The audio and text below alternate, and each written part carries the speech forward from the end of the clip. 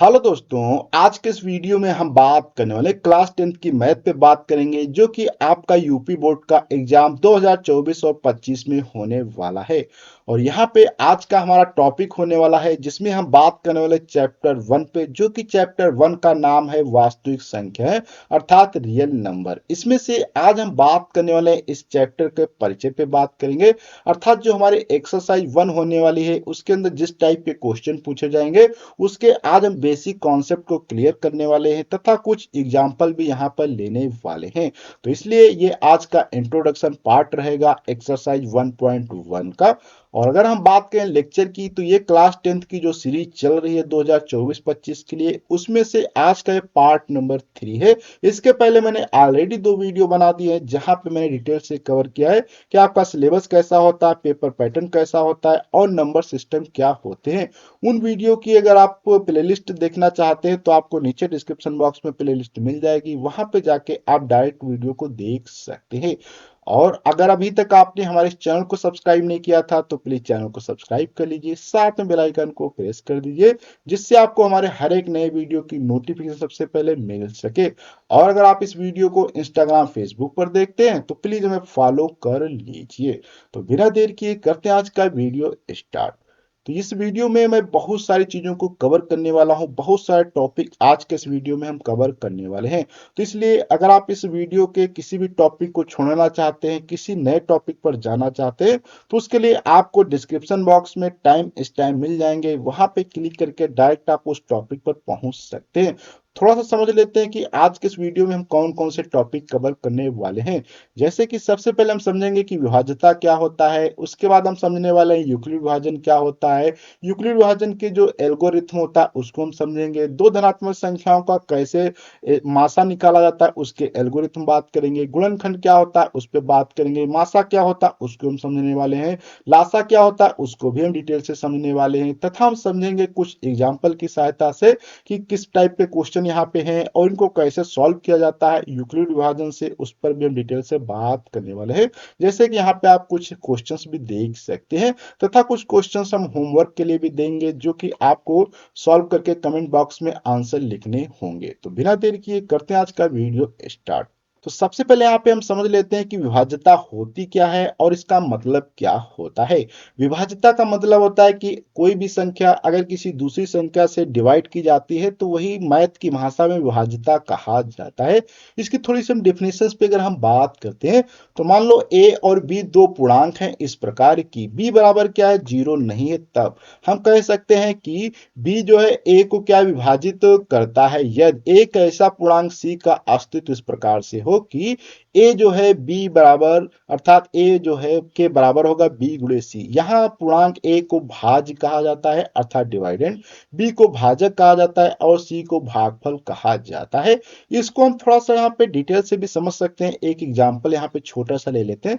जैसे कि मान लो आपके पास 4 और यहाँ पे दो संख्या है, 4 और 2 मैंने ले लिया। अब इन 4 और 2 में अगर हम बात करें कि इसमें कि 2 जो है क्या कर रहा है, 4 को विभाजित कर रहा है, अर्थात अगर 2 जो है 4 को विभाजित करेगा इसका मतलब कि एक ऐसी कोई दूसरी संख्या होगी जो कि क्या होगी 4 के बराबर होगी। जैसे कि मैं लिख सकता हूं 4 बराबर क्या होगा 2 गुणे, यहाँ पे जो दूसरी संख्या आपकी क्या है ये मान लो 2 है। तो इस प्रकार से यहाँ पे इसे कहा गया, इसे हम लोग क्या कहते हैं सी कहते हैं। और ये आपका क्या है बी हो जाता है और ये क्या है आपका ए हो जाता है। इसी को आप और एग्जांपल से ले सकते, जैसे मान लो 6 है आपके पास और 3 है, तो यहाँ पे एक ऐसी संख्या होगी 6, अर्थात 3 में ऐसी संख्या गुणा की जाएगी जिस कारण से क्या है वो 6 के बराबर होगा, अर्थात 6 बराबर क्या हम लिख सकते हैं 3 गुणे 2। तो यहाँ पे जो ये 2 आता है ये क्या आपका सी हो जाएगा और यहाँ पे 3 जो है आपका बी हो जाएगा और ये जो आपका यहाँ पे है ये हो जाएगा आपका ए। तो इस प्रकार से ए ये हो जाएगा बी और सी। तो यही विभाज्यता का नियम कहता है। इसको थोड़ा सा और यहाँ पे डिटेल से हेडिंग की बात कर लेते हैं। तो यहाँ पे उदाहरण में बात करें तो उदाहरण से आप समझ सकते हैं कि पूर्णांक जैसे 4 और 24 को विभाजित करता है, क्योंकि यहाँ पे थोड़ा सा इसको इराइज कर देते हैं। तो यहाँ पे क्या करता है उसको ये विभाजित करता है, किस प्रकार से विभाजित करता है यहाँ पे आप देख सकते हैं कि अन्य 4 और 24 को विभाजित करता है, क्योंकि यहाँ एक अन्य पूर्णांक 6 है। 6 का अस्तित्व इस प्रकार से कि 24 को आप लिख सकते हैं 4 गुणे 6, जो कि मैंने अभी बताया था सी होता, वही चीज यहाँ पे आपको दिख रही है।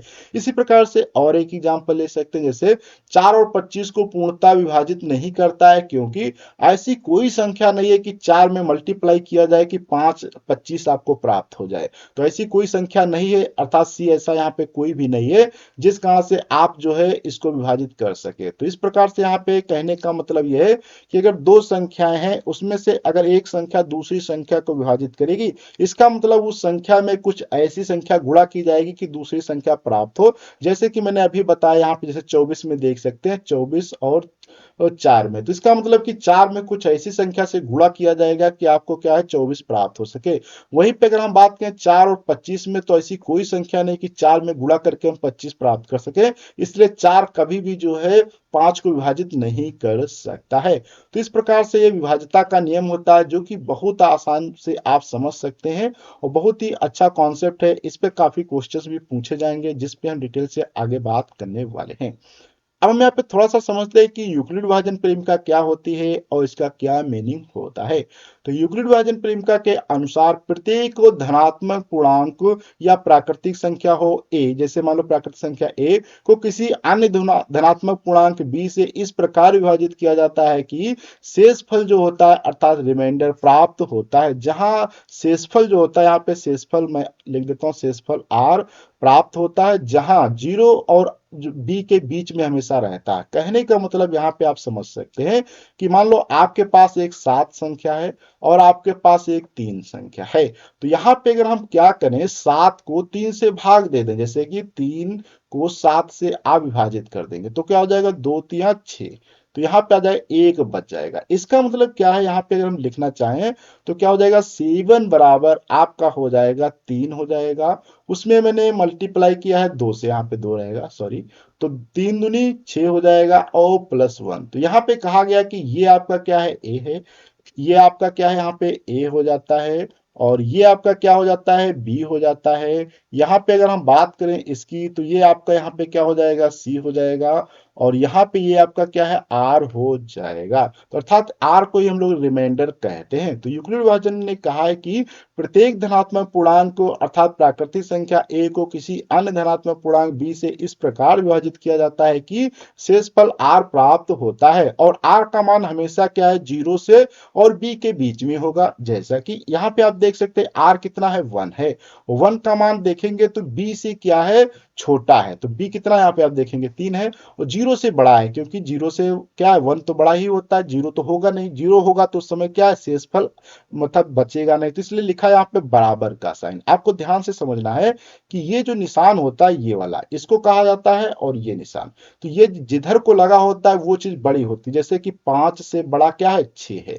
तो इस प्रकार से ये जिधर को खुला होगा वो बड़ा होगा, जिधर को बंद होगा वो छोटा होगा। इसको लिखने का ये भी तरीका, जैसे इधर को लिख सकते हैं 5 और 6, सॉरी यहाँ पे लिखेंगे 6 और 5, इसमें भी क्या 6 बड़ा है, अर्थात आप निशान को बदल सकते हैं, लेकिन चाहे निशान इधर को लगा हो या इधर को लगा हो, ये जिधर को ओपन होगा उधर क्या होगा, बिग होगा, और जिधर ये जहां से चालू होगा वो स्मॉल होगा। तो आपको ये ध्यान रखना है कि बिग वाली चीजें हमेशा खुले पार्ट की तरफ रहेंगी, और जहां पे क्लोज होता है उधर छोटी रहेंगी। क्योंकि आप इसको थोड़ा सा समझें तो यहाँ पे देखो ये बड़ा पार्ट है, ये बड़ा है, तो इसका मतलब क्या है, यहाँ पे बिग होगा। ये बहुत छोटा पार्ट है, तो इसलिए यहाँ पे क्या रहेगा, स्मॉल रहेगा। तो इसलिए आपको ये ब्रैकेट या ये जो साइन है इसको याद रखना काफी इंपॉर्टेंट है। अब इसी में थोड़ा सा एक और जो हम यहाँ पे साइन यूज कर रहे थे इक्वल का, इसको थोड़ा सा समझते हैं क्या होता है। जैसे कि इस सभी चीजों को हम पहले यहाँ पे इरेज कर देते हैं, उसके बाद यहाँ पे आपको हम दिखाते हैं कि अभी यहाँ पे जो साइन ये आप देख रहे हैं इक्वल, ग्रेटर देन या इक्वल का साइन हो, इसको भी थोड़ा सा समझ लेते हैं कि इसका मीनिंग क्या है। जैसे कि यहाँ पे लिखा है 0 से बड़ा या बराबर, ये जो निशान है वैसे तो हम बराबर के, जैसे 5 के बराबर 5 लिखा है तो ये बराबर है, लेकिन जब ये साइन बड़ा या बराबर का आता है तो इसके लिए यहाँ पे हमेशा क्या किया जाता है, ये एक बराबर का निशान लिया जाएगा इस प्रकार से। ठीक है, तो ये इस प्रकार से लिखा जाएगा। ठीक है, इसका मतलब है कि या तो 5 के, जैसे यहाँ पे मान लो x क्या है, छोटा या बराबर होगा 5 से। इसका मतलब क्या है कि x का मान या तो 5 से हमेशा छोटा रहेगा या 5 के बराबर होगा। अर्थात x के मान यहाँ पे क्या हो सकते हैं, छोटा होने का मतलब माइनस में भी जा सकता है, अर्थात नेगेटिव में, जैसे -1 -2 या 0 हो सकता है, या 5 या 4, इस प्रकार से कुछ भी हो सकता है, लेकिन 5 से बड़ा नहीं हो सकता।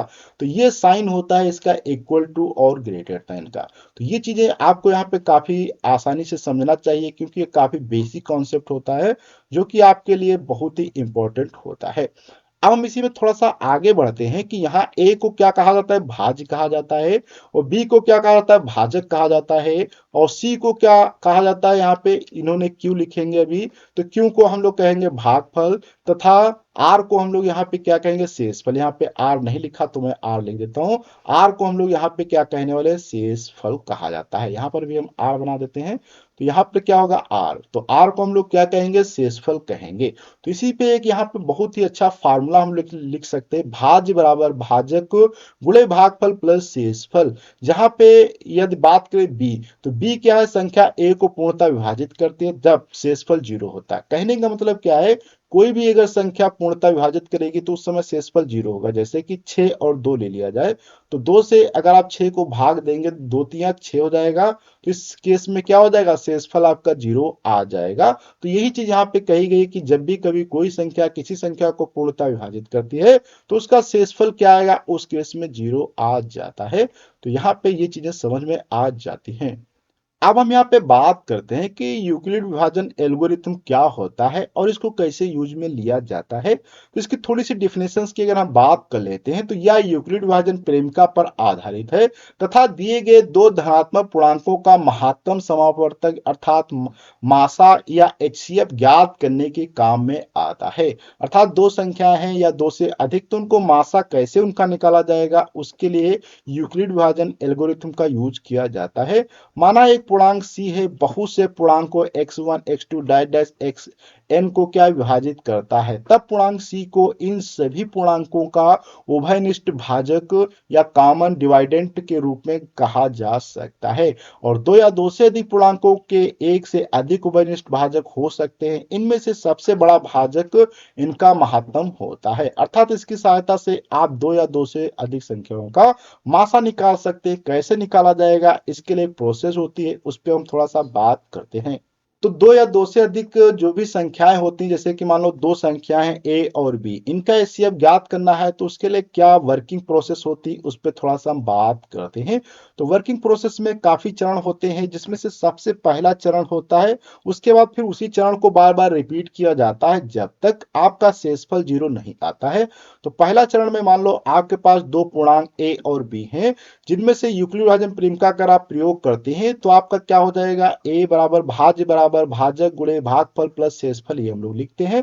जहां पे जो शेषफल हमारा आर है वो क्या होगा, 0 से बड़ा या बराबर होगा, बी के छोटा होगा। अब चरण दूसरा क्या कहता है, यदि R1 का मान यहाँ पे 0 हो जाएगा तो इसका पे शेषफल क्या आ जाएगा, अर्थात इनका मासा जो है ये बी वाला पार्ट आ जाएगा। इसी प्रकार से यहाँ पे अगर हम बात करते हैं चरण थर्ड में, यदि R1 0 नहीं होगा तो आपको यहाँ पे पुनः यूक्लिड विभाजन का यूज करना पड़ेगा, कहाँ पे, B और R1 पर प्रयोग करना पड़ेगा। इस प्रकार से कि B बराबर Q1 R1 प्लस R2 हो जाएगा। अगर यहाँ पे अब पुनः R2 0 हो जाएगा तो इनका जो है मासा R1 हो जाएगा। अगर इनका जो है यहाँ पे R2 0 नहीं होगा तो ये मासा नहीं होगा। उस चरण में आपको ये प्रोसेस R2 तब नहीं होता तो फिर से प्रोसेस चालू करनी पड़ती है। तो ये बार बार प्रोसेस जब तक करनी पड़ती है जब तक आपका जो यहाँ पे शेषफल 0 नहीं हो जाता है। इस पर भी अभी हम कुछ एग्जांपल से डिटेल से समझेंगे कैसे प्रोसेस चलने वाली है। उससे पहले थोड़ा सा हम यहाँ पे कुछ और कॉन्सेप्ट कवर कर लेते हैं। तो सबसे पहले हम समझते हैं कि यहाँ पे कुछ इंपॉर्टेंट पॉइंट है, जैसे कि माना ए व दो धनात्मक पूर्णांक है इस प्रकार की, ए बराबर बी क्यू प्लस आर हो जाता है, तब ए व बी का प्रत्येक उभयनिष्ठ भाजक बी व आर की का भी उभयनिष्ठ भाजक होगा। प्रत्येक पूर्णांक ए के लिए एचसीएफ ए कामा 0 या ए होता है। यदि ए बराबर बी क्यू प्लस आर हो जाए तो यहाँ पे आर का मान जो 0 से बड़ा या बराबर होना चाहिए, बी से छोटा, तब यहाँ पे ए और बी का और बी और आर का एचसीएफ भी बराबर होगा, अर्थात मासा बराबर होगा। इसके बाद यहाँ पे बात करें तो तीन संख्याओं का अगर आप मासा ज्ञात करना चाहते हैं तो इसमें से कोई भी दो संख्याओं का पहले आप मासा ज्ञात कर लीजिए, फिर उसमें जो वहां पे मासा आएगा उस मासा को आप तीसरी संख्या के साथ में पुनः मासा के रूप में यूज कर सकते हैं।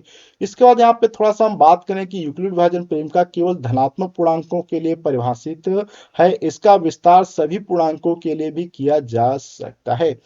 अब हम यहाँ पे थोड़ा सा और यहाँ पे कुछ जानकारी ले लेते हैं, जैसे कि प्रेमिका क्या होती है। तो प्रेमिका एक जो होता है सिद्ध किया हुआ कथन होता है और इसे किसी अन्य कथन को सिद्ध करने में प्रयोग करते हैं, जबकि एल्गोरिथम जो होता है सुपरिभाषित चरणों की एक श्रृंखला होती है जो एक विशेष प्रकार की समस्या को हल करने की एक प्रक्रिया या विधि प्रदान करती है। तो ये थोड़ा सा कॉन्सेप्ट था जो कि बहुत ज्यादा इंपॉर्टेंट नहीं है, लेकिन थोड़ा सा मालूम होना चाहिए कि प्रेमिका क्या होती है और एल्गोरिथम क्या होता है। अब हम यहाँ पे थोड़ा सा समझते हैं कि गुणनखंड क्या होते हैं और इनको कैसे यूज में किया जाता है। तो किसी भी वस्तु जैसे कि संख्या हो, चाहे कोई बहुपद हो या कोई मैट्रिक्स हो, को अन्य वस्तुओं के गुणनखंड या गुणनफल के रूप में तोड़ने की क्रिया को गणित में गुणनखंड कहा जाता है। जैसे कि यहाँ पे किसी वस्तु के गुणनखंड को परस्पर गुणा करने पर वह मूल वास्तव या उस मूल वस्तु को पुनः प्राप्त किया जा सकता है। उदाहरण के लिए जैसे कि यहाँ पे आप देख सकते हैं 10 का गुणनखंड क्या होगा, 1 गुणे 2 गुणे 5 हो जाएगा। 15 का गुणनखंड क्या हो जाएगा, 1 गुणे 3 गुणे 5 हो जाएगा। इसी प्रकार से 10 और 15 का सार गुणनखंड 1 5 और इस प्रकार से हो जाएगा। अब हम थोड़ा सा यहाँ पे बात करते हैं मासा क्या होता है, अर्थात एचसीएफ क्या होता है। मासा का मतलब होता है महत्तम समापवर्तक, जिसका मतलब है कि हाईएस्ट कॉमन फैक्टर, अर्थात ऐसा कोई अधिकतम संख्या होती है जो सबसे बड़ी संख्या होती है जो दी गई दो या दो से अधिक संख्याओं को पूरा विभाजित कर सके, अर्थात ऐसी कोई संख्या जो दो या दो से अधिक संख्याओं को विभाजित कर सकती है उसे ही हम लोग मासा कहते हैं। इसको यहाँ पे एग्जांपल से समझ सकते हैं, जैसे कि 15-25 है तो 15-25 को एक 5 ऐसी संख्या जो दोनों को विभाजित कर सकती है, इसलिए इसका मासा 5 हो जाएगा। ऐसे एक और एग्जांपल है जहां पे 4, 8 और 12 का अगर हम मासा की बात करें तो 4 है, क्योंकि 4 जो है सभी को विभाजित कर सकता है, 4 को भी, 8 को भी और 12 को, इसलिए इसका मासा क्या हो जाएगा, 4 हो जाएगा। अब हम थोड़ा सा बात कर लेते हैं लासा, अर्थात क्या होता है एलसीएम। एलसीएम काफी इंपॉर्टेंट होता है, इस पर भी क्वेश्चन हम हल करेंगे। थोड़ा सा समझ लेते हैं इसकी डेफिनेशंस को। तो दो या दो से अधिक संख्याओं का लघुत्तम समापवर्तक वह छोटी से छोटी संख्या है जो उन संख्याओं से पूरी तरह विभाजित हो जाती है। आपको यहाँ पे ध्यान रखना कि मासा में क्या होता है, वह संख्या जो उन सभी संख्याओं को विभाजित कर सकती है, और लासा में क्या होता है, ऐसी कोई संख्या जो उन सभी संख्याओं से विभाजित हो सकती है। अर्थात मासा में उन संख्याओं को विभाजित किया जाता है, और मासा में क्या होता है कि मासा में ऐसी कोई संख्या होती है जो उन सभी संख्याओं को विभाजित कर सकती है, और लासा में क्या होता है, कोई ऐसी संख्या होती है जिसको इन संख्याओं से विभाजित किया जाता है। बहुत ही बेसिक डिफरेंस है, इसको समझेंगे अभी यहाँ पे एग्जांपल से। जैसे कि 4 और 8, 12 का लघुत्तम समापवर्तक की बात करें तो ऐसी संख्या यहाँ पे एक ऐसी फाइंड आउट करेंगे जो इन सभी संख्याओं से क्या डिवाइड हो सके, तो वो संख्या यहाँ पे हम कह सकते हैं 24 है, क्योंकि 24 जो है 12 से भी, 8 से भी और 4 से भी क्या विभाजित हो जाता है। अब हम यहाँ पे कुछ एग्जाम्पल लेते हैं और समझते हैं कि कैसे क्वेश्चंस को सॉल्व किया जाएगा। तो यहाँ पे सबसे पहला क्वेश्चन आप देख सकते हैं जिसमें दिया गया है संख्याओं 16, 56 और 40, 45, 25 का जो है आपको मासा ज्ञात करना है। यहाँ पे मैंने इसको पहले से लिख कर रख रखा है जिससे आपका टाइम बच जाएगा, और अगर आप इसकी पीडीएफ पढ़ना चाहते हैं तो इसके लिए आपको डिस्क्रिप्शन बॉक्स में लिंक मिल जाएगी, वहां पे क्लिक करके आप डायरेक्ट इस पीडीएफ को भी पढ़ सकते हैं। तो यहाँ पर देखो 56 अर्थात तो क्या है 16 56 है, 40 25 है, ये दो संख्याएं हैं यहाँ पे आप देख सकते हैं। तो इनको मासा ज्ञात करना, मासा ज्ञात करना कैसे, इस पे समझते हैं। तो मासा में आपको सबसे पहले बड़ी संख्या देखनी होती, छोटी। तो बड़ी संख्या आप यहाँ पे देखेंगे तो बड़ी संख्या आपकी यहाँ पे मिल जाती है, ये बड़ी संख्या है, और ये वाली छोटी संख्या, ये बड़ी। मैंने अभी बताया था जिधर को ओपन होगा वो बड़ी संख्या होती है। तो अब इसमें स्टार्ट करते हैं जो यूक्लिड विभाजन का। इसमें क्या करना होता है, सबसे पहले छोटी संख्या से बड़ी संख्या को विभाजित किया जाता है। विभाजित करने पे आप देखेंगे यहाँ पे अभी कोई भी जो है यहाँ पे जो शेषफल बच जाता है, जब शेषफल जो बच जाता है इस केस में इनका मासा अभी यहाँ पे नहीं निकल पाएगा। जब ये शेषफल जो बच जाता है इसके बाद आपको क्या करना होता है, ये जो संख्या बचती इसको वाला यहाँ पे लिखा जाता है, अर्थात इस शेषफल से इस संख्या को विभाजित किया जाता है। आपको ध्यान देना है कि जो शेषफल बचेगा उस शेषफल से आगे वाली संख्या को विभाजित किया जाएगा। जैसे यहाँ पे विभाजित किया तो शेषफल को 713 जो शेषफल था इससे जब विभाजित करेंगे 1656 को, तो यहाँ पे क्या बचता, शेषफल 230 बच जाता। अब इस शेषफल 230 से आपको पुनः क्या करना होता है, इस संख्या को पुनः विभाजित करना पड़ेगा। जैसे कि मैं यहाँ पे 713 से विभाजित कर देता हूं। जैसे विभाजित करेंगे तो आपको यहाँ पे क्या आ जाएगा, 3 और से मल्टीप्लाई करेंगे तो 690 आ जाता है। अब ये 690 आएगा तो यहाँ पे देखेंगे 13 इसका क्या यहाँ पे शेषफल पुनः बच जाता है। और ये शेषफल आप 23 जो बचा इस 23 से पुनः 230 को विभाजित करेंगे तो शेषफल यहाँ पे आप देखेंगे 0 आ जाएगा। और जैसे ही आपका ये शेषफल यहाँ पे 0 बचता है उस केस में जो आपकी ये संख्या लास्ट में यहाँ पे जो होगी जिससे आप भाग दे रहे हैं, यही जो होता है मासा होता है इन दोनों संख्याओं का। आपको बहुत ध्यान से देना है और ये प्रोसेस उस समय तक करते चले जाना है जब तक यहाँ पे आपका शेषफल 0 ना आ जाए। और जैसे शेषफल 0 आ जाता है समझ लो आपका जो लास्ट स्टेप में ये जो था यहाँ पे जिससे आपने भाग दिया था भाजक था, वही आपका क्या होगा, इसका मासा होगा। इस स्टेप को आप बहुत अच्छे से कर सकते हैं।